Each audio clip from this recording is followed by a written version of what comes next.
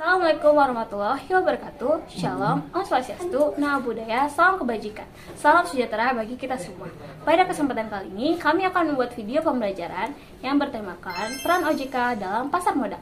Topik-topik yang akan dibahas, pertama ada pengertian OJK, kedua tujuan OJK, ketiga fungsi OJK, keempat pengertian pasar modal, kelima fungsi pasar modal, dan keenam tugas-tugas OJK dalam pasar modal. 1. Pengertian OJK. OJK adalah lembaga yang independen dan bebas campur tangan dari pihak lain yang mempunyai fungsi, tugas, dan wewenang pengaturan, pengawasan, pemeriksaan, dan penyelidikan. Semenjak dibentuknya OJK, peran Bank Indonesia diambil alih oleh OJK. Pembentukan OJK ini diharapkan agar dapat mewujudkan terselenggaranya seluruh kegiatan di sektor jasa keuangan, jasa teratur, adil, transparan, dan akuntabel.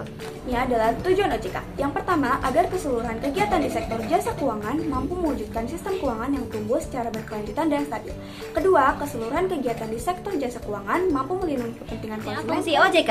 Yang pertama, menyelenggarakan sistem pengaturan dan pengawasan yang terintegrasi terhadap keseluruhan kegiatan di sektor jasa keuangan.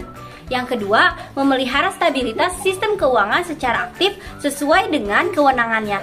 Yang ketiga, memberi perlindungan terhadap konsumen dan masyarakat. Ada pengertian pasar modal. Pasar modal atau capital market merupakan pasar untuk berbagai instrumen keuangan jangka panjang yang bisa diperjualbelikan baik surat utang, saham, reksadana maupun instrumen lainnya.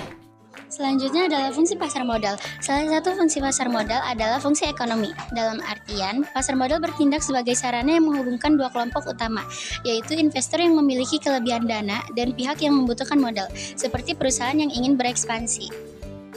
2. Fungsi keuangan. Pasar modal memberikan peluang bagi investor untuk mendapatkan imbalan hasil sesuai dengan jenis investasi yang mereka pilih.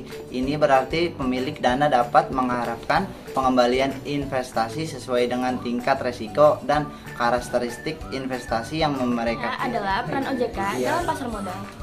Pertama, menyusun peraturan pelaksanaan di bidang pasar modal. Yang kedua, melaksanakan protokol. Yang ketiga, manajemen krisis pasar modal. Yang keempat, menetapkan ketentuan akuntansi di bidang pasar modal. Lanjut, yang kelima, merumuskan standar, norma, pedoman, kriteria, dan produser di bidang pasar modal. Yang keenam, melaksanakan analisis, pengembangan, dan pengawasan pasar modal, termasuk pasar modal syariah. Yang ketujuh, melaksanakan penegakan hukum di bidang pasar modal. Yang kedelapan, menyelesaikan keberatan yang diajukan oleh pihak yang dikenakan sanksi oleh OJK.